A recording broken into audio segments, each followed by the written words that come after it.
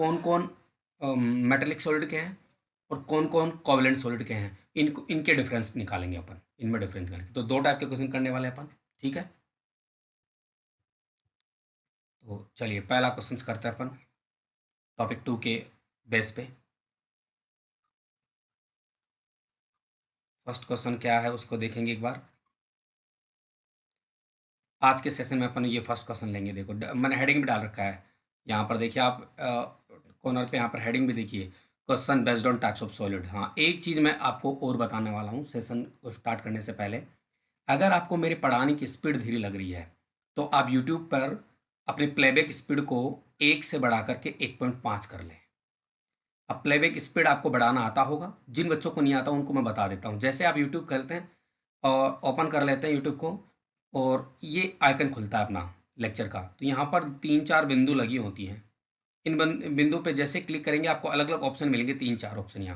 यहाँ ऑप्शन के बाद में यहाँ पर एक प्ले बैक स्पीड के नाम से ऑप्शन आता है, प्ले बैक स्पीड वाला, प्लेबैक स्पीड का ऑप्शन आता है। इसको जैसे क्लिक करेंगे तो यहाँ पर 1, 1.5 और 2 इस तरह की आती हैं।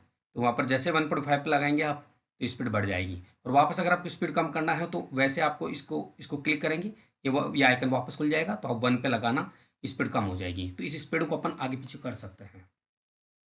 तो स्पीड बढ़ा के देख लिया करो अगर मेरी स्पीड आपको धीरे लग रही है तो इट्स ओके।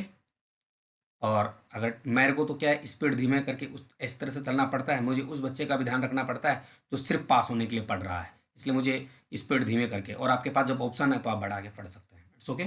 फर्स्ट क्वेश्चन शुरू करते हैं बिना कुछ देरी किए हुए।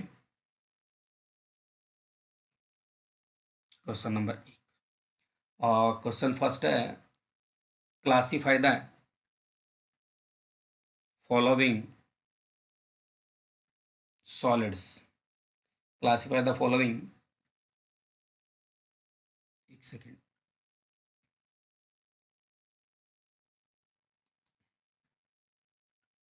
क्लासीफाई द है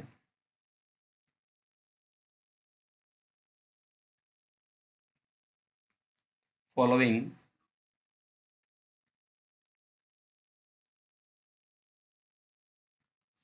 solids as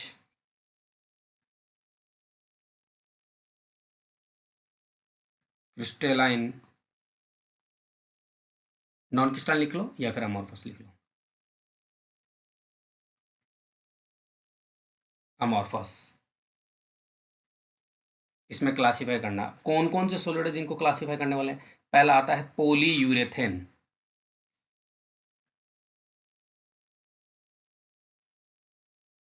polyurethane.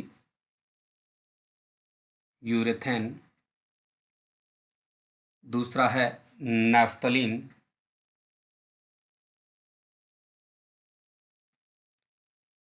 PH.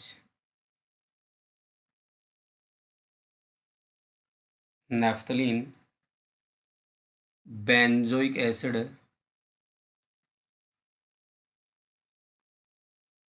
Benzoic acid, Teflon, Teflon, potassium nitrate,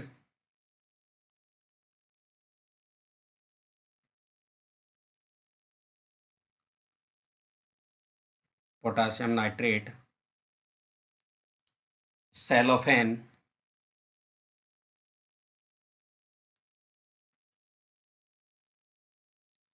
एक second, cellophane,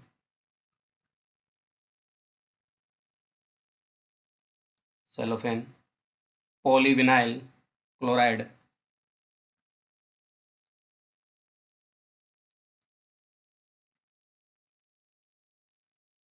polyvinyl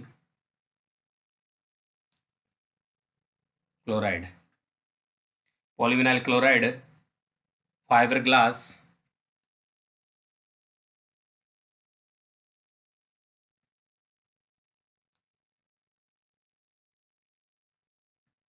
fibre glass और कॉपर।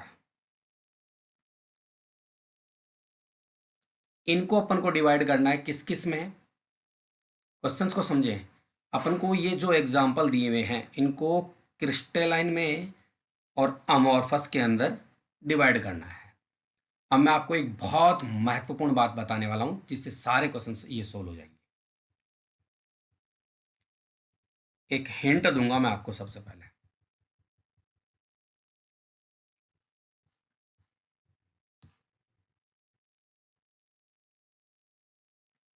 इससे हो जाएगा।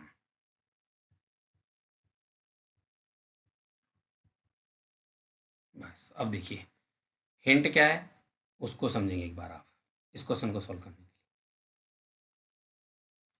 हिंट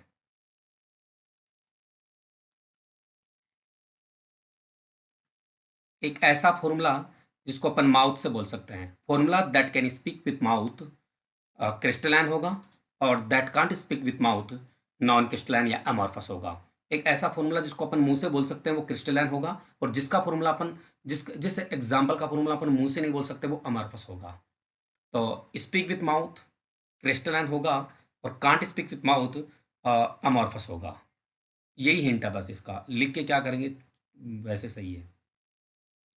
इसका ये हिंट है, इसका ध्यान रखना, ये इंपॉर्टेंट हिंट है। इससे अपन बहुत सारे क्वेश्चन सोल्व कर लेंगे। देखिए एक वर्ड है, चलो मैं लिख लेता हूँ एक बार। Crystalline,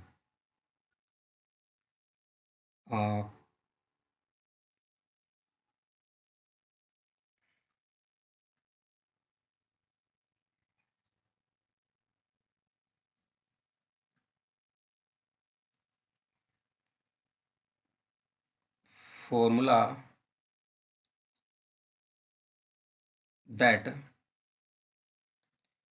can speak with mouth. हाँ, ऐसे एक ऐसा फॉर्मूला जिसको अपन मुंह से बोल सकते हैं, that can speak with mouth, वो क्रिस्टलन होगा। और एक आता अमॉर्फस में, देखो आप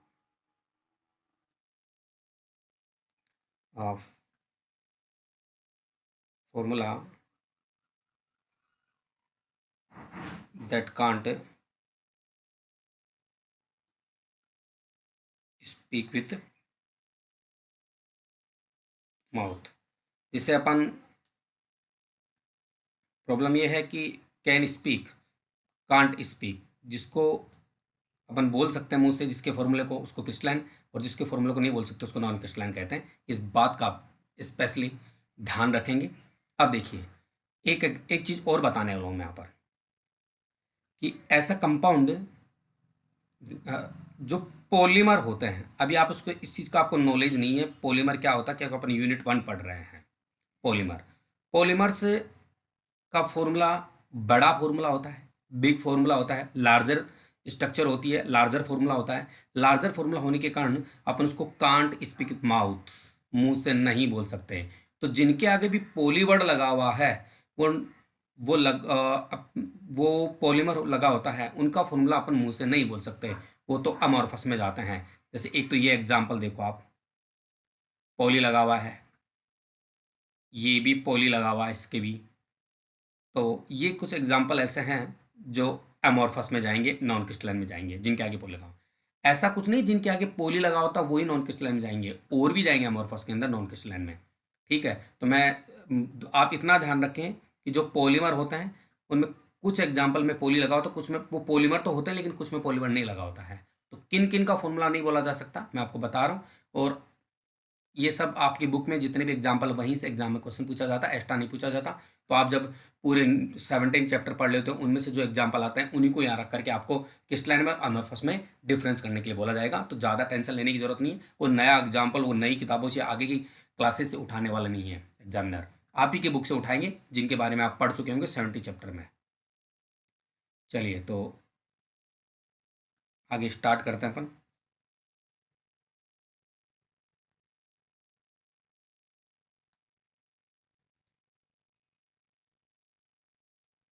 अपन आंसर लिखेंगे इसका।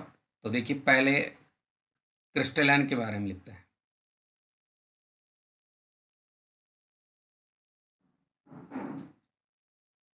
क्रिस्टलाइन, देखिए फर्स्ट एग्जांपल पॉलीयूरेथेन का है, यहाँ लिख लेते हैं अपन नॉन क्रिस्टलाइन का, अमॉर्फस के लिए।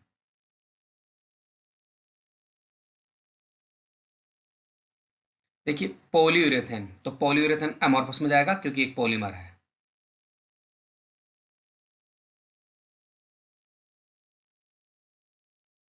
पॉलीयूरेथेन इसमें आ गया है। देखिए नेक्स्ट है नैफ्थलीन। देखिए नैफ्थलीन का स्ट्रक्चर ऐसा होता है, ध्यान देना एक बार, मैं आपको इधर बता देता हूँ।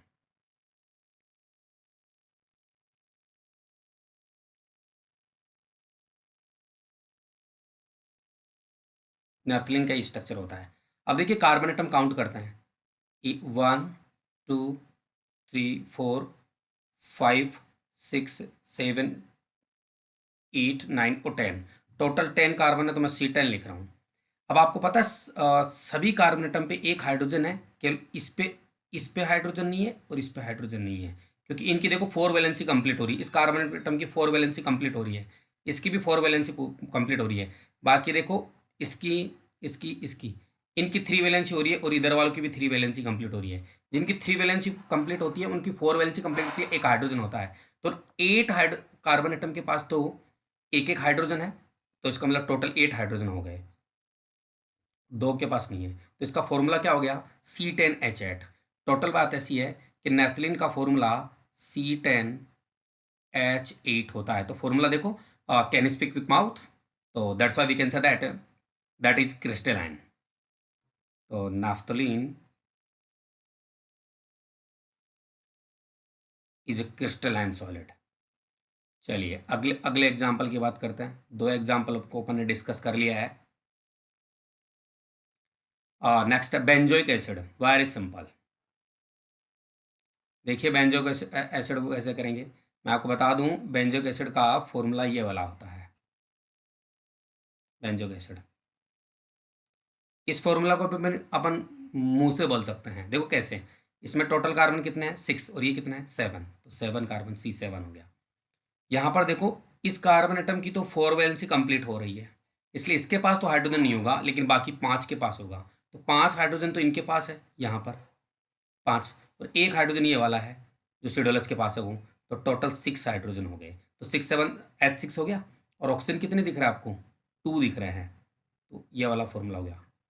तो बेंजोइक एसिड का फॉर्मूला क्या हो गया, 6 7 H6O2। एक बार आप भी काउंट करके देख लेना, कई बार कोई चीज़ भी मिक्स हो जाती है तो फॉर्मूला गलत निकल सकता है। कोई बड़ा लॉजिक नहीं है, बस काउंट करना है आपको, बस चीज़ों को काउंट करना है और कुछ नहीं करना बस। तो 6 7 H6O2 इसका फॉर्मूला हो गया। इसका मतलब फॉर्मूला अपने मुंह से बोल सकते हैं, that's why we can say that is also crystalline. तो बेंजोइक एसिड,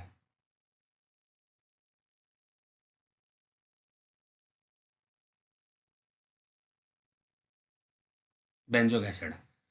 अगले टेफ्लॉन। देखो टेफ्लॉन एक पॉलीमर है। अब आप सर कह रहे हो कि पॉलीमर कैसे, जब आप पॉलीमर वाला चैप्टर पढ़ लेंगे ना, तब आपको सब पता चलने लग जाएगा कौन पॉलीमर है कौन नहीं है। इसलिए इसकी टेंशन लेने की जरूरत नहीं है, अभी आपको डायरेक्ट लिख लो पॉलीमर। जब आप पॉलीमर वाला चैप्टर पढ़ेंगे तो अपने आप पता चलने लग जाएगा, तो ज़्यादा इस पर लोड लेने की जरूरत नहीं है। तो ये टेफ्लॉन हो गया है, टेफ्लॉन। तो ये भी हो गया टेफ्लॉन भी आपका। अब नेक्स्ट देखिए आप, नेक्स्ट वाले को। नेक्स्ट है पोटासियम नाइट्रेट। पूरी दुनिया जानती है पोटासियम नाइट्रेट क्या होता है। पोटासियम नाइट्रेट होता है KNO3। ये तो इसका फॉर्मूला भी पोटासियम नाइट्रेट बोल सकते हैं अपन मुंह से, इसलिए पोटासियम नाइट्रेट किस में जाएगा,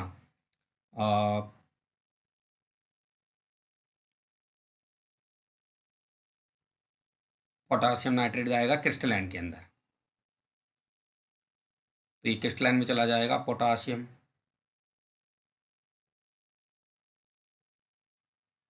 स्पेलिंग आप क्वेश्चन से देख लेना, पोटासियम नाइट्रेट।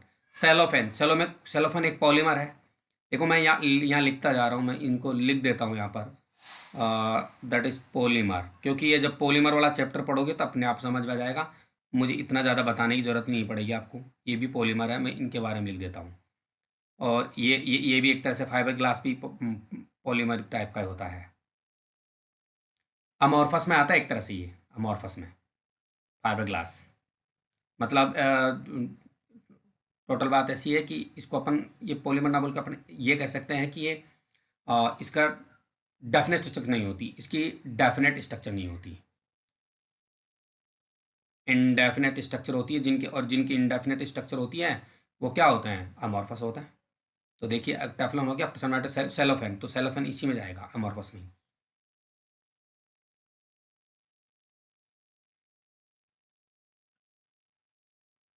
सेलोफेन।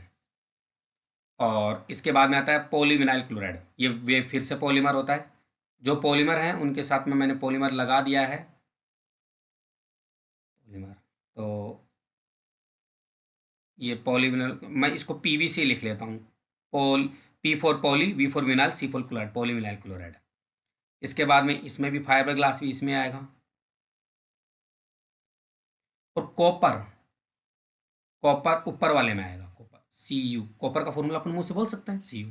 तो देखिए नैफ्थलीन का फॉर्मूला क्या है, C10H8, मुंह से बोल सकते हैं। बेंजो एसिड का C7H6O2, पोटाशियम नाइट्रेट का KNO3, और कॉपर Cu है ही फॉर्मूला। अब जितने भी भौलक होते हैं, जो आई सो दैट जितने भी पॉलीमर होते हैं, और पॉलीमर में जो फॉर्मूला होता है, वो चेन होती है, वो फॉर्मूला चेन बहुत लंबी होती है, उसको अपन मुंह से नहीं बोल सकते, can't speak with mouth. That's why we can say that amorphous solid polar. तो टोटल बात ऐसी है कि अपन ने आपको क्रिस्टलाइन और नॉन अमॉर्फस सॉलिड के अंदर डिफरेंस करना सीखा इस by the help of this question. आगे अपन नेक्स्ट क्वेश्चन सॉल्व करने वाले हैं। इस टाइप का क्वेश्चन आपको एग्जाम में मिल सकता है। अब नेक्स्ट कैसा क्वेश्चन, एक ये वाला जो क्वेश्चन आपको दिया है वो क्रिस्टलाइन और अमॉर्फस में डिफरेंस का है। अब मैं जो क्वेश्चन दूंगा वो क्रिस्टलाइन के अंदर मोलिकुलर, आयोनिक, मेटेलिक और कोवलेंट के अंदर डिफरेंस वाला है। तो चलिए नेक्स्ट क्वेश्चन की बात करते हैं अपन।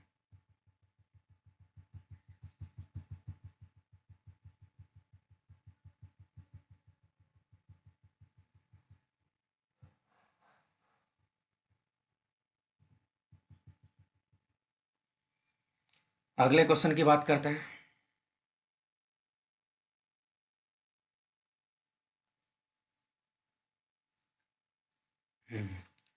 अगला क्वेश्चन है, classify the following crystalline solids.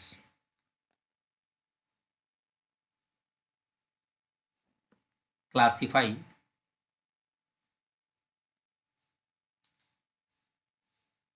The following crystalline solids. इनको क्लासिफाई करना है, क्लासिफाई।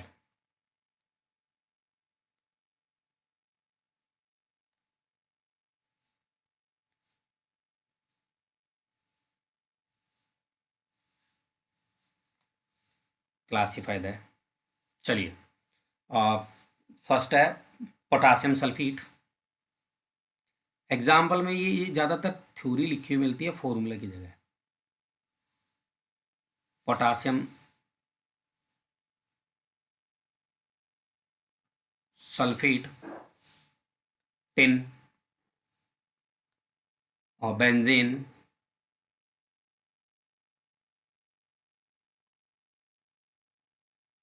एक सेकंड में मिटा ही देता हूँ, उसको दोबारा लिख देता हूँ।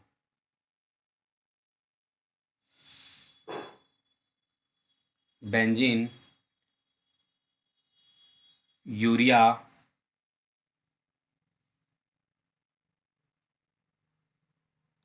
अमोनिया, वाटर, जिंक सल्फेट,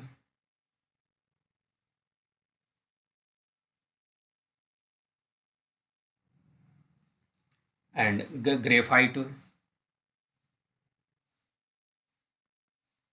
और rubidium,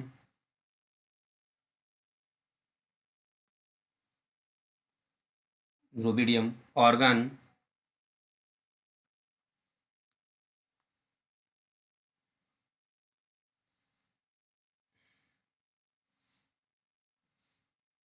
organ, silicon carbide,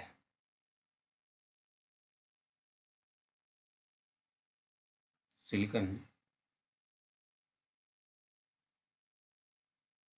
carbide. इस तरह से ये वाला क्वेश्चन है जिसको अपन को सोल्व करना है। 7-8 एग्जाम्पल हैं जिनको अपन को क्रिस्टलाइन सॉलिड्स के अंदर जो 4 पार्ट होते हैं, मोलिकुलर, आयोनिक, मेटेलिक और कोवलेंट, उनमें डिवाइड करना है। तो चलिए वन बाय अपन सोल्व करने का प्रयास करते हैं इसको। इधर तो लिख लेते हैं अपन मॉलिक्यूलर, एक सेकेंड, सॉलिड। इधर लिख लेते हैं अपन आयोनिक सॉलिड।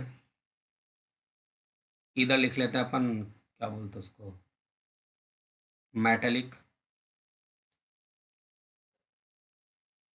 सॉलिड। और इधर लिख लेते हैं अपन कोवेलेंट या नेटवर्क सॉलिड।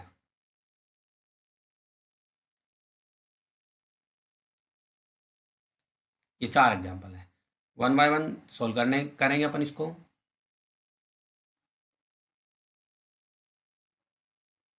चलिए, पहला पोटासियम सल्फेट। देखिए पोटासियम सल्फेट का फॉर्मूला क्या होता है जरा समझना, K2SO4। अब आप मुझे एक बात बताओ, के पे तो क्या आएगा, पॉजिटिव साइन, और SO4 पे क्या आएगा, नेगेटिव साइन। हालांकि 2 नेगेटिव आता है, नेगेटिव साइन। तो पॉजिटिव नेगेटिव बन रहे हैं, इसका मतलब ये आयोनिक सॉलिड में जाएगा। तो मैं पोटासियम सल्फेट की जगह K2SO4 ही लिखना पसंद करूंगा। थ्योरी कौन लिखेगा?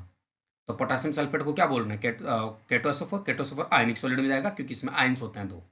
टिन, टिन SN को बोलते हैं, और टिन क्या होता है, एक मेटल होती है टिन। चलिए ये भी हो गया। बेंजीन, देखिए आप बताइए मुझे, बेंजीन ये होता है C6H6, और बेंजीन पे कोई चार्ज भी नहीं होता, इसलिए ये non polar molecular solid, molecular है, सॉलिड है ये, नॉन पोलर में जाएगा ये। यूरिया, एक बार है ऐसा भी है कि सर आप तो पता नहीं कैसे क्या निकाल देते हो, ये कैसे निकाल दे, कुछ समझ में नहीं आया। तो अपन उल्टा सोच सकते हैं। उल्टा कैसे? क्या देखो, बेंजीन का फॉर्मूला क्या होता है, C6H6। क्या C6H6 मेटल है? नहीं है। कार्बन हाइड्रोजन मेटल नहीं होते, नॉन मेटल होता है, तो मेटलिक में जाएगा नहीं। क्या इनमें आयन आएंगे? प्लस और माइनस दिख रहा, बन सकता है इसका? आयन नहीं बन सकते, तो आयनिक भी नहीं आएगा। कोवलेंट के लिए एक बहुत बड़ी स्ट्रक्चर की जरूरत पड़ती है, एक जॉइंट स्ट्रक्चर की, नेटवर्क टाइप की स्ट्रक्चर की जरूरत पड़ती है, वो भी नहीं बनेगी इसकी। एक छोटी स्ट्रक्चर बनती है बेंजीन की, सब जानते हैं। तो ये तीनों नहीं हो सकते, आयनिक नहीं हो सकता, मेटलिक नहीं हो सकता, कोवलेंट नहीं हो सकता। तो फिर फाइनली होगा कौन सा? ये तीनों नहीं हो सकते, तो फिर फाइनली होगा कौन सा? फिर मॉलिक्यूलर होगा।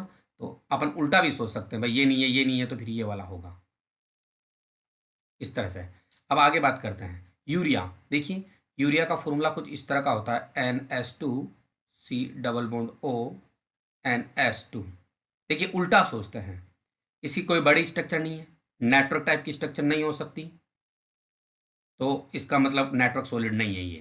दूसरा, मेटलिक मेटल नहीं है, कार्बन नाइट्रोजन ऑक्सीजन वगैरह नॉन मेटल होता है। आयोनिक, इसके आयंस बन नहीं सकते, तो बचा कौन, मॉलिक्यूलर सॉलिड। तो अपन यहाँ लगा सकते हैं यूरिया को, NH2C+NH2, यूरिया यहाँ आ जाएगा। और यहाँ क्यों आएगा, अब वजह सुनो। इसलिए आएगा क्योंकि यूरिया में एक यूरिया का मॉलिक्यूल दूसरे मॉलिक्यूल के बीच में हाइड्रोजन आबंध बन सकता है, हाइड्रोजन आबंध बन सकता है इसका, इस वजह से इसमें आएगा ये, एच बॉन्डेड में आ जाएगा ये, एच बॉन्डेड के अंदर। अब आता है अमोनिया, अमोनिया भी इसी के अंदर आएगा, इसमें भी हाइड्रोजन आबंध बन जाएगा, एच बॉन्डेड में आ जाएगा। आगे देखिए वोटर, वोटर भी एच बॉन्डेड में आ जाएगा। ये अमोनिया है NH3, और ये H2 वोटर है। जिंक सल्फेट ZnSO4 होता है। अब देखिए ZnSO4 पे फिर इस पे 2+ आ जाएगा, और SO4 पे 2- आएगा, तो फिर ये आयनिक में चला जाएगा, ZnSO4 जिंक सल्फेट। ग्रेफाइट देखिए आपने पढ़ा भी था, ये जाइंट होता है और यही कंडक्टर होता है, बाकी सारे कोवलेंट नेटवर्क सॉलिड होते हैं वो नॉन कंडक्टर होते हैं, तो ये ग्रेफाइट इसमें जाएगा। ग्रेफाइट। रूबिडियम, रूबिडियम मेटल है RB, रूबिडियम RB होता है, ध्यान रखना। ऑर्गन AR होता है, AR आपको ऑर्गन पता है, नॉन पोलर मोलिकुलर सॉलिड होगा, नॉन पोलर में। मोलिकुलर 3 टाइप के होते हैं, पोलर, नॉन पोलर और एस बॉन्डेड, तो इसमें नॉन पोलर में होगा ये, ऑर्गन AR होती है। सिलिकॉन कार्बाइड SiC होता है, और मैंने टेबल में एग्जाम्पल बता रखा है, SiC नेटवर्क सॉलिड आता है SiC। देखिए इस टाइप से अपन क्रिस्टलाइन सॉलिड्स को 2 पार्ट में डिवाइड कर लेते हैं। एक क्वेश्चन और करेंगे इसी टाइप का।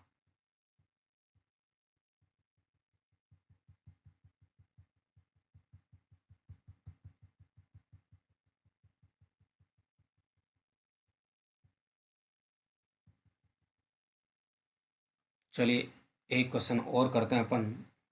Classify the following solids as ionic, metallic वगैरह, इसके अंदर अपन क्लासिफाई करेंगे।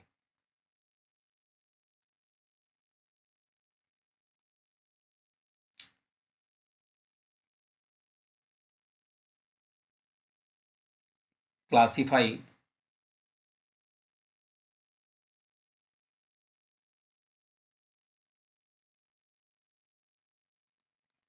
फॉलोइंग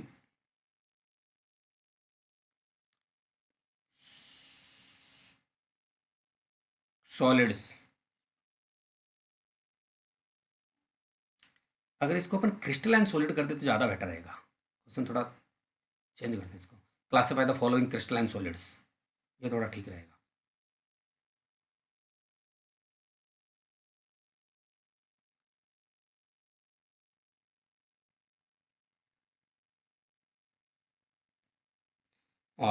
कौन कौन से क्वेश्चन है?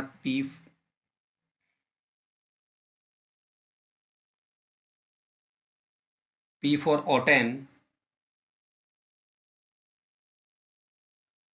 NH फॉर की thrice, P four SiC silicon carbide. थोड़ा प्रॉपर लिख देता हूँ वापस से मैं इसको।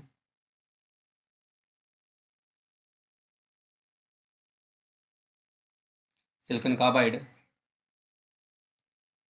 I2P4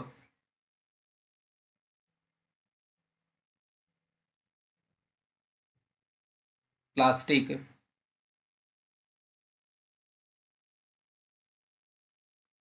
ग्रेफाइट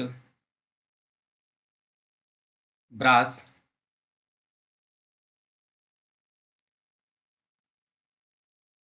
ली LIBR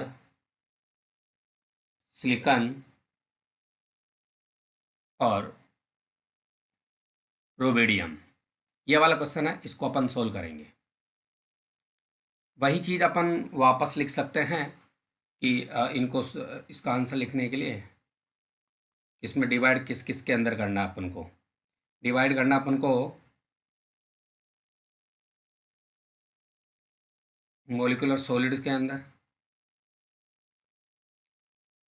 एक सेकेंड, आप एक सेकेंड वेट करें आप।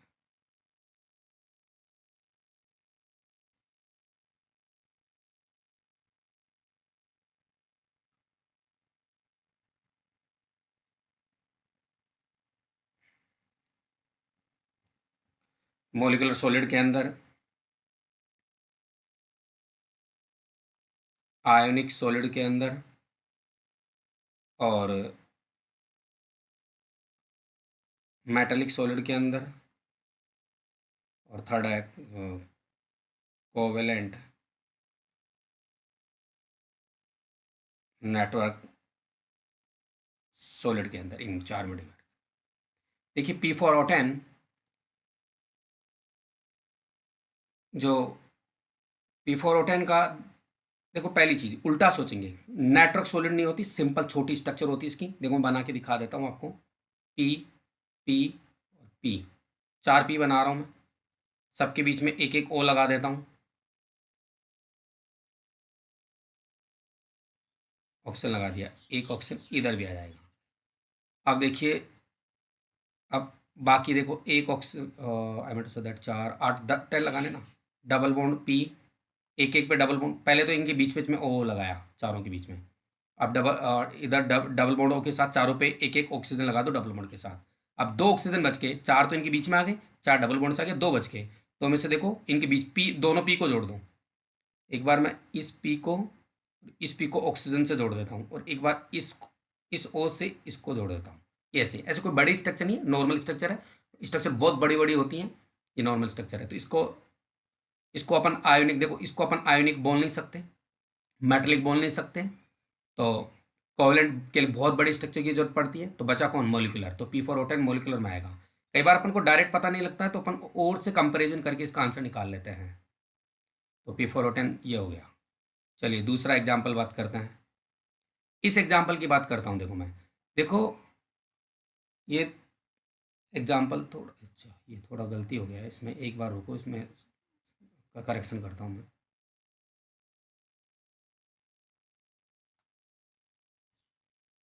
ये NH4 आएगा। चलो इसको पूरे को वापस लिख देते हैं।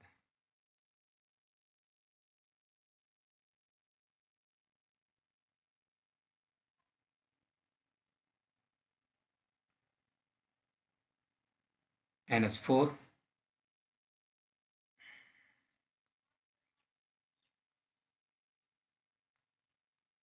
कई बार कैसे लिखने में प्रॉब्लम हो जाती है, लिखा नहीं जाता। NH4 का थ्राइस P4। चलिए अपन देखो इसको चेक करते हैं एक बार। मैं आपको बता दूं, इसमें NH4 पे तो पॉजिटिव चार्ज आता है और P4 पे नेगेटिव चार्ज आता है। इसके इसकी वजह से ये आयोनिक सॉलिड में जाता है।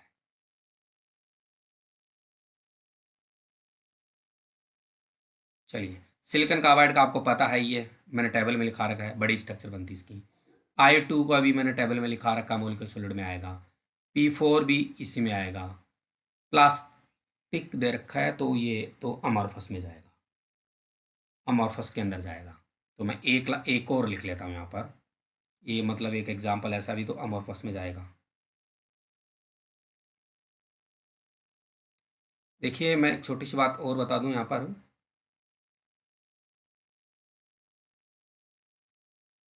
ये जो अमॉर्फस सॉलिड है ये तो क्रिस्टलाइन के हैं एग्जाम्पल, चारों शुरू वाले तो 1 2 3 4। ये अमॉर्फस अलग है, तो इसमें प्लास्टिक वाला एक एग्जाम्पल एक क्वेश्चन में दे रखा था तो लिख देते हैं अपना क्या जाता है, ये प्लास्टिक वाला। अब बचा ये हो गया। अब इसके बाद ग्रेफाइट, ग्रेफाइट आपको पता है नेटवर्क में जाएगा। उसी टाइप का क्वेश्चन आ गया, ये दो क्वेश्चन दे रखे थे एनसीईआरटी के अंदर। ये पहले वाला एग्जाम्पल में दे रखा था, ये मतलब टेक्स्ट क्वेश्चन में दे रखा था। ग्रेफाइट आ गया। इसके बाद में ब्रास। देखिए ब्रास क्या होता है, ब्रास को एक एलॉय होता है कॉपर और जिंक का, कॉपर और जिंक का एलॉय होता है और एलॉय मेटल होता है, तो ये ब्रास इसमें आएगा। मैं ब्रैकेट में Cu+Zn कर देता हूँ, एलॉय होता है ये। उसके बाद में आता है लिथियम। अब आपको पता है लिथियम पे पॉजिटिव चार्ज होता है, Br पे नेगेटिव चार्ज होता है, इसलिए LiBr आयनिक सॉलिड में जाएगा। अब अच्छा ऐसा ही सिलिकॉन, तो सिलिकॉन क्या है, मेटल है कि नॉन मेटल है, ये किस में जाएगा? तो मैं आपको बता दूं, सिलिकॉन की जो अगर आप स्ट्रक्चर निकालेंगे तो इसकी जॉइंट स्ट्रक्चर बनती है और इसको अपन कोवलेंट सॉलिड में रखते हैं। ये सिलिकॉन 4 सिलिकॉन एटम से बाइंड अप हो जाता है, और इस टाइप की अगर आप 11th क्लास के अंदर पी ब्लॉक में देखेंगे तो ऐसी स्ट्रक्चर आपको देखने को मिलेगी। और रूबिडियम Rb मेटल होता है, तो ये यहाँ आ जाएगा मेटलिक। तो इस टाइप से ये वाला क्वेश्चन भी कंप्लीट होता है अपना। एक दो क्वेश्चन और करा सकते हैं अपन चाहें तो कर सकते हैं, तो उसको भी अपन एक बार डिस्कस कर लेते हैं, उस क्वेश्चन को भी। एक अच्छा क्वेश्चन है।